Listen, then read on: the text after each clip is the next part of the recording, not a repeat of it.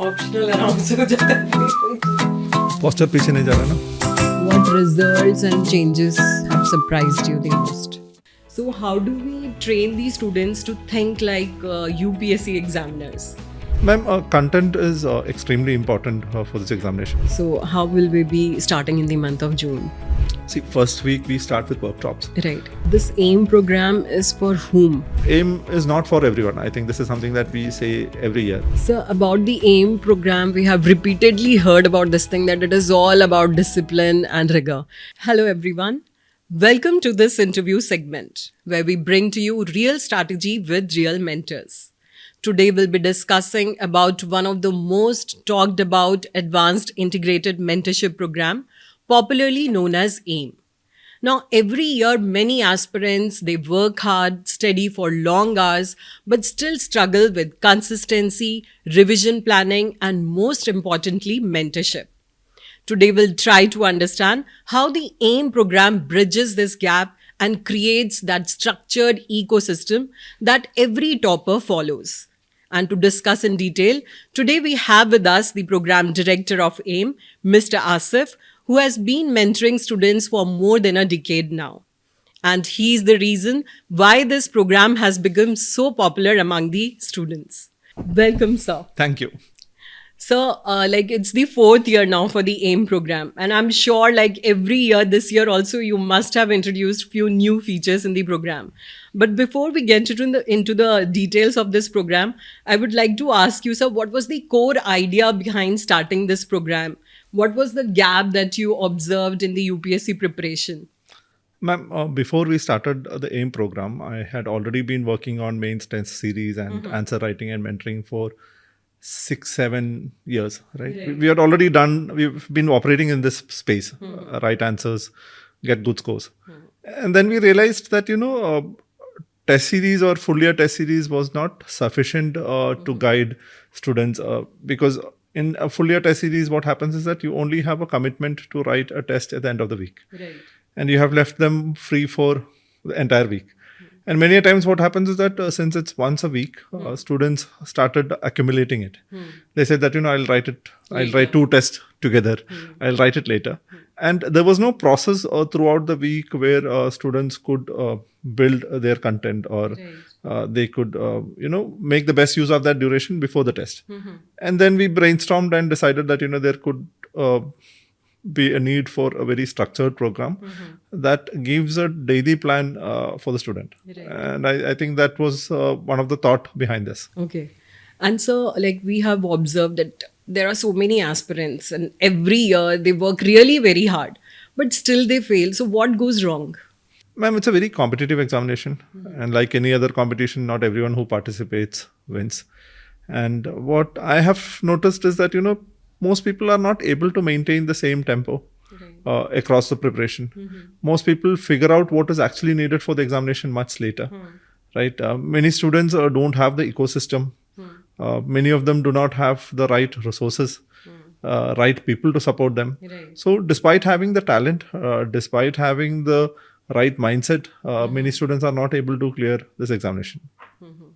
Right, sir. Very rightly said, sir. And so, we have seen that every year we train these students, and it is all basically all the programs are GS content oriented only.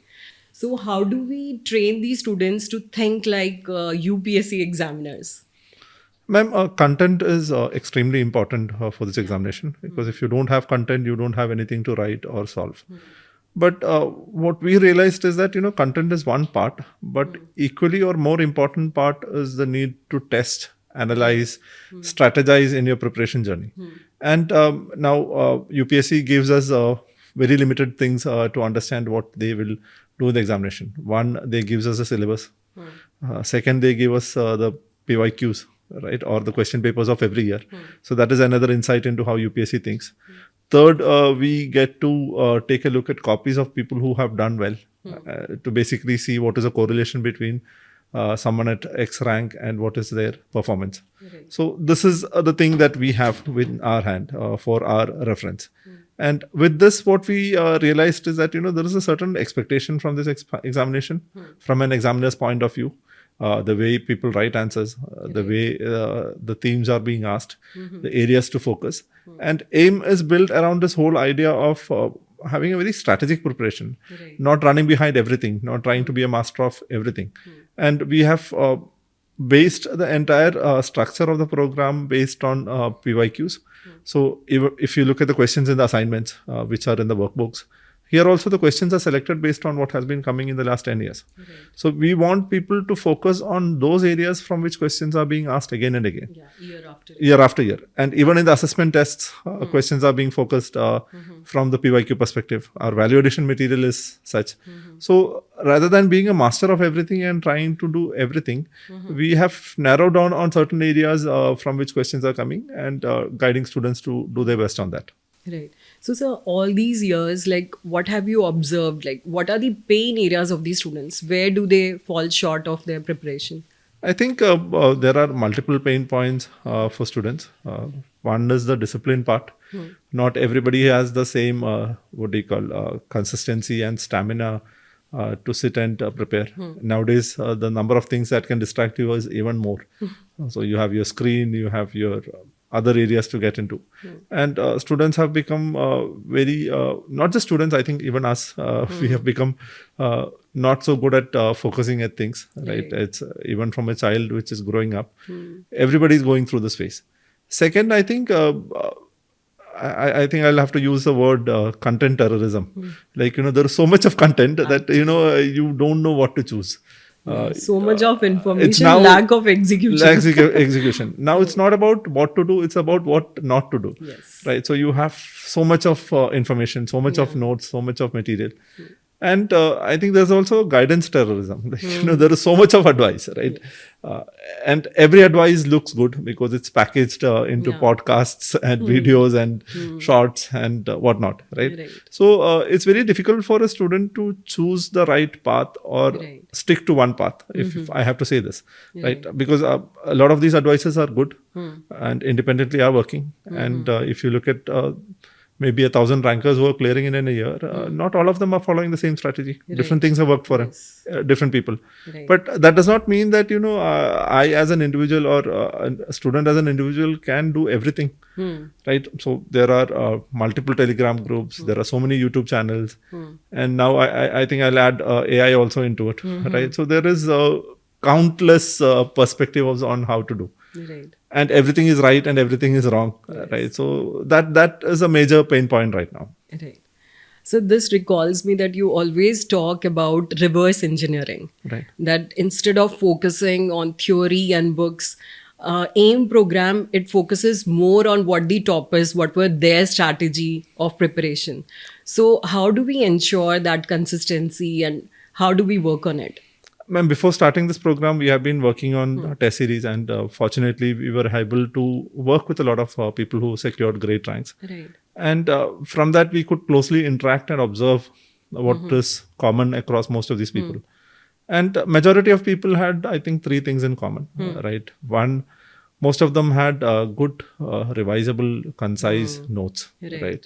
Their notes are not all over the place. It's not too bulky. It's not too difficult to revise, right? So they had very short, concise, subject-specific, issue-specific, or utility-specific notes, right? That means they would have a polity notes. They would have a polity value addition notes. Some of them would have just notes of diagrams from geography. Some of them would have the notes of collection of quotes. Right. So they had very niche, very curated notes available to them, right? Second, most of them had done a lot of practice. That means they would have solved thousands of questions, right? Yeah. I think I remember speaking to Akant this year, rank 3. I think he said something like 4,000 or some 4,000 plus questions that he has written in the last 3-4 years. And maybe the number of questions that an average topper writes is significantly more than the person who's not getting cleared. Definitely. I remember this conversation with Kiran Kamate. He has secured rank 53 this year, if I'm not wrong. Right? He's a Karnataka topper. So I asked him that, what was your strategy for mains? Right? And he said that, last year I watched an interview of rank 24, Rangamanju. Okay. Right? He was also our student. And he said that, I watched an interview of him and he had written 800 plus answers between prelims and mains. And he said, after watching that interview, I decided I'll write 801 at least. Okay. At least one more At than what least he has one written. more. Right? Right. And he said he eventually wrote 850. And that intensity of practice is very high, whether it is with respect to mains answer writing or whether it's respect to prelims test solving. People who are securing ranks or clearing this examination is intensely practicing. Right. Third, majority of them have some kind of hand-holding or guidance from someone who's telling them what not to do, or who has already made the mistakes that he could have made and is advising him on how his preparation could be different. Right. So maybe it's an elder brother who's already selected. Yes. Maybe it is a college senior. Maybe it is a parent who knows how this exam works. Or somebody like they have a ecosystem where somebody is guiding them. So we wanted to replicate these three things in a program in a structured way, so that anyone who's looking for a serious attempt can create that kind of an ecosystem to prepare. Yeah, definitely, sir. Revision and practice is mandatory. Right. So, sir, like the AIM program, it is built on 3 pillars, which is your note making, testing, and mentorship. Right. So all these components are non-negotiable. True. So what happens if one is missing? I think if you do a lot of testing and you don't have the right notes to revise, that means you cannot enhance what you have been writing, Right. or you cannot, work on improving that closer to the examination. Right. What is the purpose of a note? More revision. And that means I always, if somebody comes to me and says that, sir, take a look at this notes, do you think this is good? See, I look for 2 things. One, I look whether they are writing in notes that everybody knows. Right. Are there some novel things in their notes? Are there some different approaches in their notes which will help them have a different approach in their paper? Right. Second, I always imagine that, whether this person will be able to use that notes one day before the examination, or will they be able to do a quick revision of the value addition just before getting into the examination hall. Right. I still, I'm assuming you also would remember in school times and all. There are people before getting into the examination hall, they're just flipping the books, they're reading. So your notes should be highly revisable, right? So if that is not there, a lot of testing won't do. Now, imagine you have great notes, and if you have not applied, writing is actually applied learning. You are basically experimenting with what you use in your notes or what is in your mind in an exam environment, in an exam requisite form. Right. So if you have great notes and if you don't have the right answers, or if you're not having the ability to write the right answers, it doesn't work. No UPSC evaluator is going to come home and ask, beta notes dikha do, uske basis pe aapko marks dal do. That's not going to happen. Right. You need to have great notes so that you can revise, so that you can write great answers. You need to write great answers so that you can, bring whatever is in your notes into your answers. Now, we have seen a lot of promising candidates who have excellent notes, but what is in their notes is not in their answers. Okay. What is the point? Because they are not able to revise. They are not able to revise, or they are not able to replicate what is in their notes into their answers. So we usually have a what you call green pen strategy, right? Here what happens is that, once a student writes a test, the paper is evaluated with a red pen by the evaluator. Yes. So I always advise that, you take that evaluated paper, take your notes, take the solution, take a green pen, and add what is not there in that paper into that answer sheet. Right? Could this answer had better value addition? Should I have written the third point first? Could I have added a map or a diagram into this answer? So that process of using a green pen to enhance what you have already written is important. Right. So testing is not just about writing, it is also about recollecting what is in your notes and bringing into your answers. Testing is also about improving from one answer to the next. Right. See, in mains, what we have observed is that there is a high probability that themes will repeat. The context in which that theme is being asked could vary, but themes will repeat. So your goal should be that, if this theme repeats in UPSC, I should write my best version possible. Right. And that will only happen if you have reflected on what you have already written. Right. And so there, I think our workbooks help a lot because all the questions are theme-based. It's all theme-based, and we have taken a question-based approach because UPSC does not focus on giving a short note on a particular theme. They do that in ethics in some cases, but in majority of cases, they'll take a theme and they'll narrow down it into a specific area.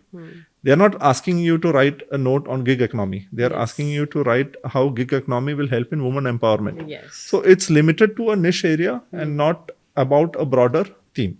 Right. So questions are very good in the way workbooks have been designed. So, sir, if we imagine it that way, that once the student has taken admission in AIM, so how does the first month in AIM program look like?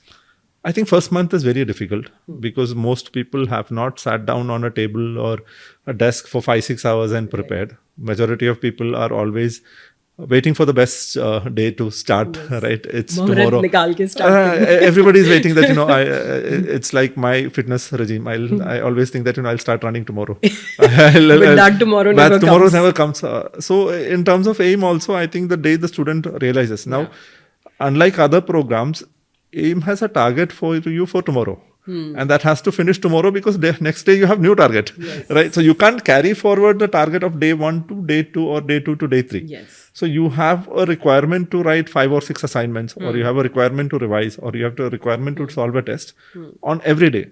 I remember one of those toppers come and say that, I did not have to think what to do tomorrow. Yes. My entire year was planned. Okay, this is the time to do this. And that is, I think, the thing about AIM. So first month, people have usually found it very difficult, especially the first week, because most people would not have done that much work in the first month of AIM as much they would have in the last 6 months, because you have to sit for 6 hours and you have to consistently sit. Yeah. Anybody can do a 6 hours of work once in a week or once in a while, but if you have to every day consistently sit and do this, that would take a lot of time. Right. Now, people often ask us that, how much time should we give for AIM? And I think I would rephrase it this way. Your aim is taking this much time. Now you have to decide how much time you have to give for other things, right? Because this is fixed. Yes. This can't vary, right? So first month is critical. It is difficult.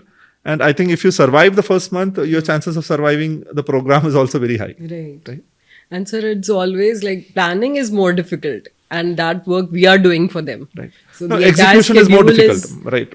Yeah, Execution if it is difficult. planned, then they can plan to even execute At it least better. you don't have the excuse of not having a plan. Yes. Right? You Yeah. don't. You can't blame and say that I don't know how much time to give this, or I don't know which source to refer for this, or I don't know how much test I should do. Yes. That's all decided. Now your part is to do it.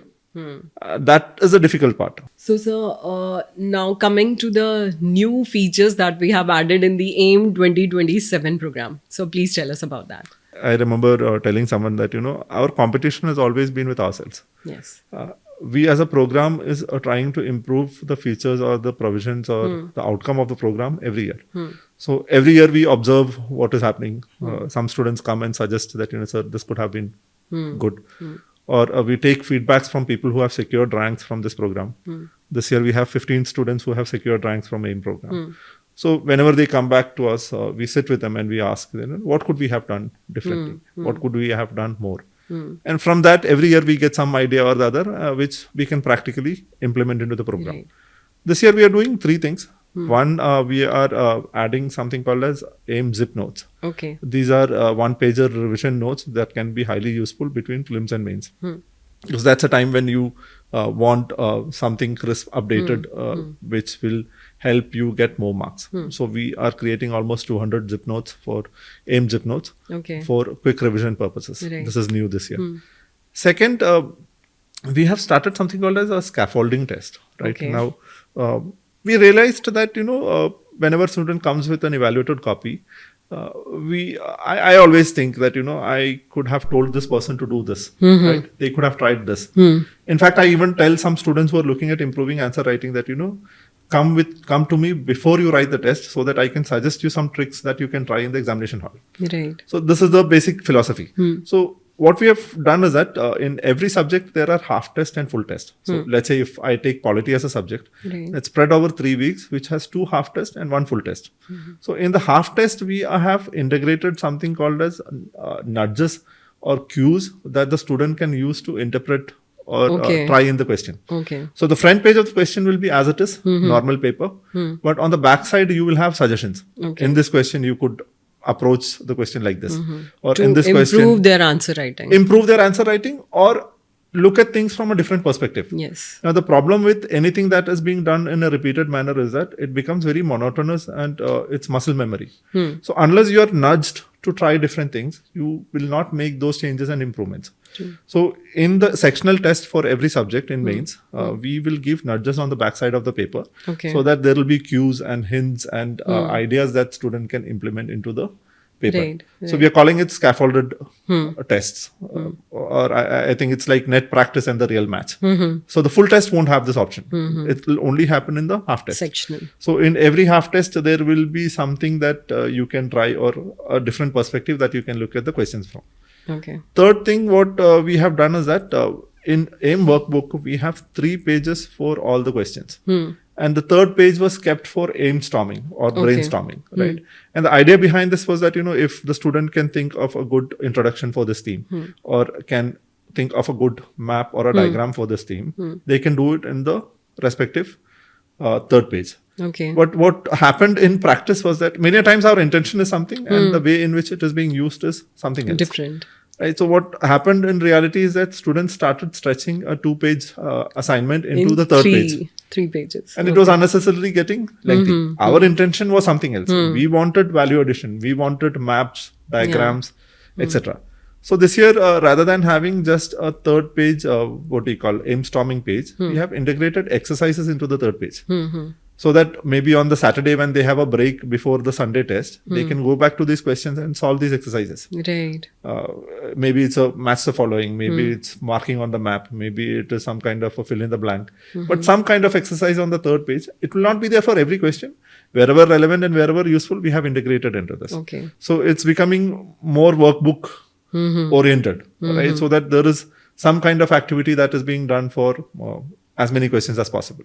Right. So these are the 3 things that we have integrated into this year's AIM.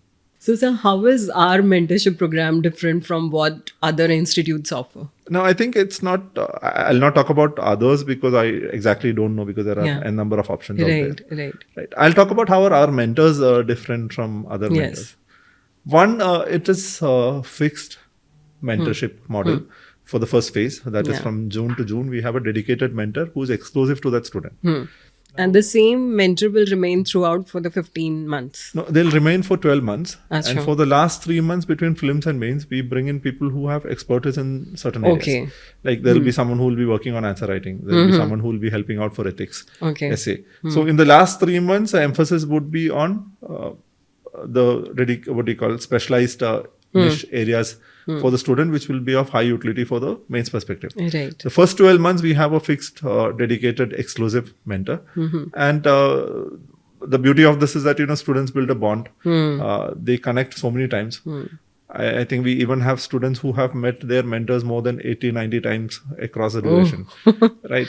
And I think this is one challenge that I have heard from other programs where, students say that, I have been trying to meet my mentor for the last month and I could not meet. Right.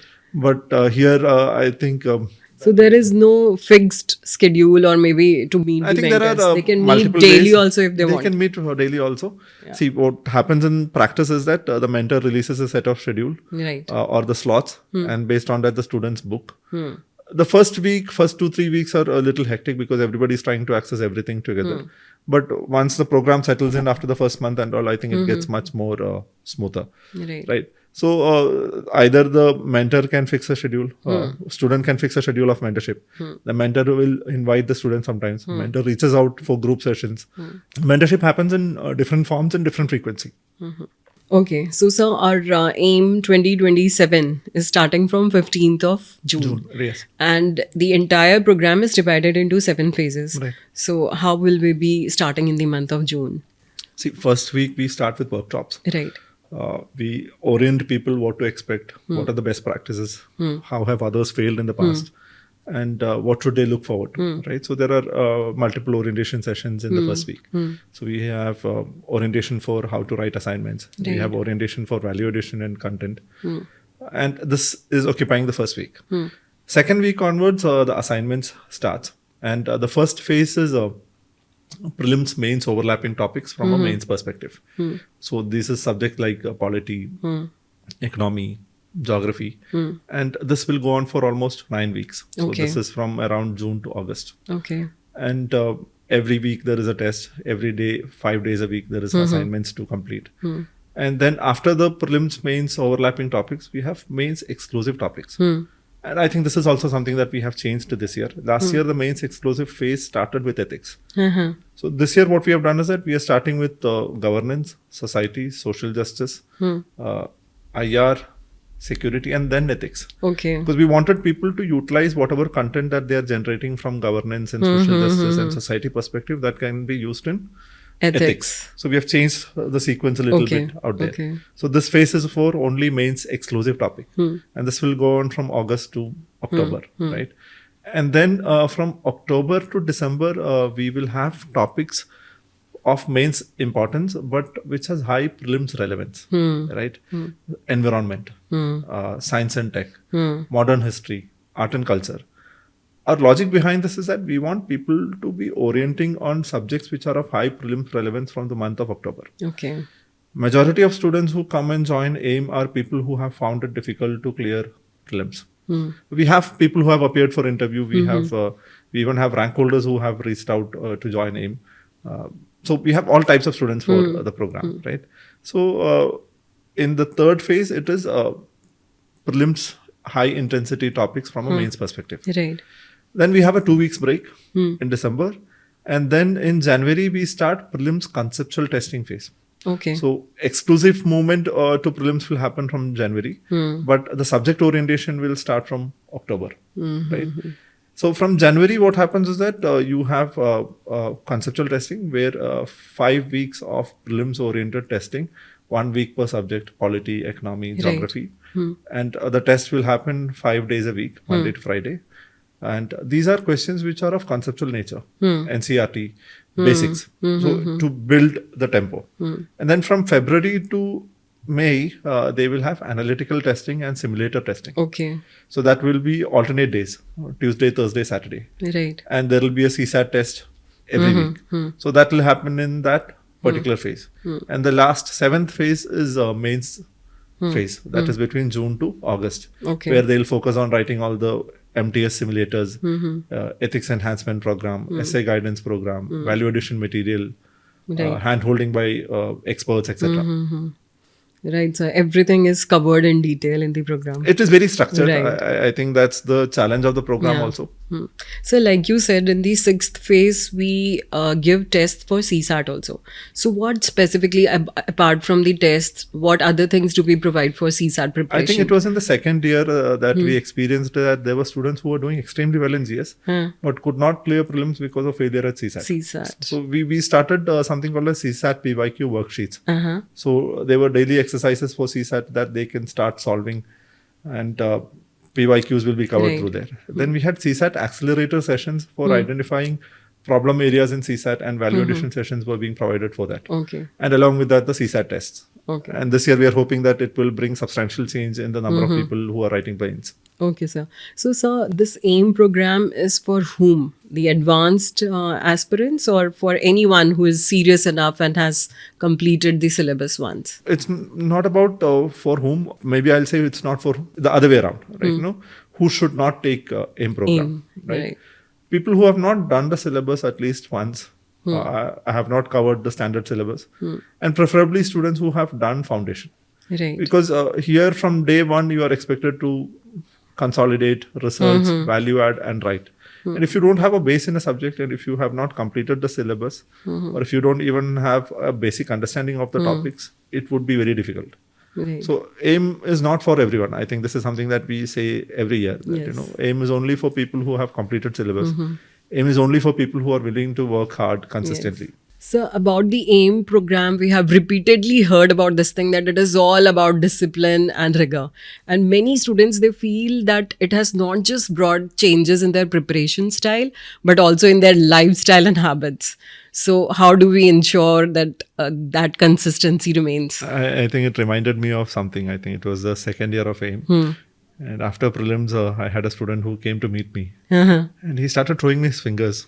And it's like, I was just surprised, what is he showing? And he said, you see this muscle out here? This came after I joined AIM because of the amount of writing and practice I have done. Right. So he said that, I don't know whether I'll clear prelims or not, but I'm happy with the effort Right. that I have put in. So AIM has not only improved the preparation of people, because I think it has brought more discipline into their lives. Yes. Because when you know that this many hours you have to work for this, you have to get up on time, you have to Yes. sleep on time, you have to manage other things along with that. So it has brought a lot of discipline and consistency into people's lives as such, not just for their preparation. Okay.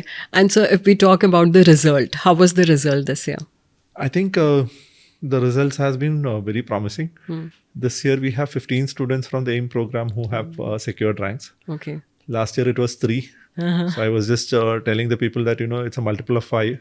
So next year it should have 75 ranks from AIM program. Right. I hope that comes Definitely, true. sir. It will. It will. We have a significant number of people who are writing prelims and who are very well prepared for mains. And my hope for them is that they get that opportunity to do everything that they practiced Right. on mains.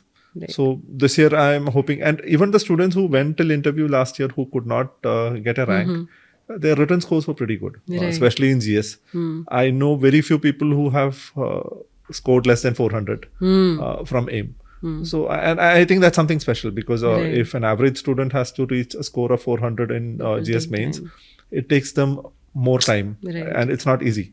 400 is a rank score in GS. So majority of them who could not get a rank failed because of optional or interview or other factors, right? Right. GS has not been their weak area. So I'm hoping this year we will have more results. And I think it's fair to say that we have students from the program over the years who are appearing for mains and interview Right. now. So the cumulative impact is also there. Right, definitely so. And so I think we have discussed in detail about the entire program. What will be the last message that you would like to give to our aspirants? I think, see, program is good. Yeah. It's decent. And I tell this to people who come for counseling also. Nothing is perfect. Yes. But we have put in our sincere effort to give a best possible product for students to prepare in a sincere manner. And our expectation from the program is that it gives the kind of ecosystem and process where they're able to give the best possible preparation. At least later they'll not feel that, I could have written more answers, or I could have solved more tests, or I should have made notes. All those boxes are being ticked. At the same time, I also want to say that, don't come to a program like AIM if you are not willing to work hard. Right. One, it is a long program. It has a lot of things that you're expected to do. And if you're not serious about your preparation, AIM is not for you. If you're looking for something where you want to give your best, you want a process and a system which will bring the best out of you, AIM is a good program. Right. But if you are doing it because someone else is doing it, no. If you are doing it because you have done a lot of things and nothing has worked, let me do this. Don't do this, right? Do this only if you're willing to work hard. Do this only if you're willing to suffer the pain of having to do this again and again in a repeated manner. We have not built a product which is something magical or something. We have just created the system, a structure, an right? ecosystem, and students have And to I work say this to accordingly. people otherwise also, that even if you do not have AIM program and you do this on your own, you are bound to get success. AIM has only given an outline for your preparation. It has given a predictable path that tomorrow you have to do this. This week you have to complete this. In this month you have to finish this much syllabus. You have to transition to prelims in this month. Yes. So in that sense, it has been, very methodologically created a sequence of acts that you can do, which possibly could lead to a successful outcome for you. Right. So here I would like to ask you one more thing. How many students are able to stick to our schedule and maintain that consistency till the end? I think, statistically, the program has attrition problem. And that's true with anything that's long term, right? And what we have noticed is that everyone is very enthusiastic in the first month. Right. Second month, Little low. Third month, little low. So if we have 100 students joining the program, by the 6th month, we have only 65 students who are serious. By the 10th month, that's 50. So, and I say this with all honesty that, not expecting that everyone will be able to do 100% of the program. Right. Anyone who's able to cross 70% of what we are expecting you to do has a solid preparation. Right. If you're able to do 100%, nothing like it. That's why we keep rewarding people who write all assignments, all assessment tests, all prelims tests. Yes. We keep rewarding them because Yeah. it's not an easy task for anyone to do this in a consistent manner. Sir, in all these years, like, do you still feel there are few stones unturned and you still feel that you still need to figure out few things which have not yet been worked on? I think we have been constantly trying to Yeah. increase the engagement rate. Just like we were talking about attrition problem. I still don't know what is it that we can do to ensure that 100% of the students are actively involved. Yes. We send messages, we do calls, we do group meets. I even have mentors who call and abuse us. That, I had to ask them to tone it down because not everybody likes it. Yeah. But we have tried, right? And I don't think any student who has joined the program will ever say that my mentor did not reach out. There's an advice that I give to my mentors that even if someone is not active, you irritate him so much that him or her so much that they block your number. That you call, you keep nudging them, you keep sending them messages, you keep putting telegram messages. They have entrusted that responsibility on us. They expect that we will handhold, we will follow up. So we have to constantly call, we have to constantly remind, we have to constantly message. But despite of that, I don't think we have been able to solve the problem of individual consistency and individual effort, right? We have done, I believe we have done our part. I don't know if there is something more we could do. If anyone watching this program has some idea that, how could we get more people to be more active? Right. That's a problem that we have not been able to solve. Yeah. So here I wanted to ask you, like, how do we check their performance? Like, is there any mechanism to keep a track of their performance? We have dashboards. Yeah. We know how many times they have engaged with mentors. We know how many assignments they have written, how many assessment tests they have written, how many prelims tests they have written. We have leaderboards. We know how who's doing what. So we have dashboards, we have messaging systems to keep nudging them. Right. We know there are patterns we observe that, now this student is likely to be less consistent. So I think anyone who decides to delay one thing for the next day starts piling up tasks that they could have done ideally on time. Thank you so much, sir, for those valuable insights. And students, if you really want to prepare smartly for this examination, it is very important that you do it in a very systematic manner with right mentorship and a proper revision plan. And thank you so much for listening. Keep learning, keep shining, and keep moving towards your goal. Thank you.